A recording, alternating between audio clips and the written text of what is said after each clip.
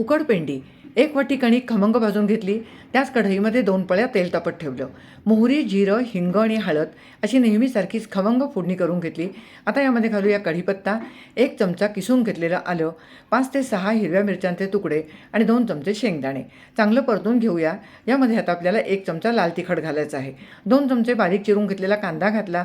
चांगलं परतून घेऊया. यामध्ये आता भाजून घेतलेली कणिक घातली आणि सर्व एकत्र करून घेतलं.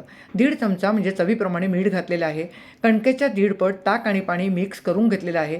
ते आता हळूहळू यामध्ये घालायचं आहे. अजून थोडंसं ताकपाणी लागणार आहे म्हणून मी उरलेलं ताकपाणी घालते आहे. एकूण कणकेच्या 1.5 पट ताक आणि पाणी वापरलेलं आहे. आता यावरती झाकण ठेवून चांगली 2 ते 3 मिनटाची वाफ देऊया. 2-3 मिनटं झालेली आहेत. मस्त दणकून वाफ आलेली आहे. रंग पण मस्त आलेला आहे. पण पुन्हा 1-2 मिनटाची वाफ देऊया. आता 2 मिनटाची वाफ दिली. उकडपेंडी तयार आहे. मस्तपैकी गरमागरम कोथिंबीर घालून सर्व करा.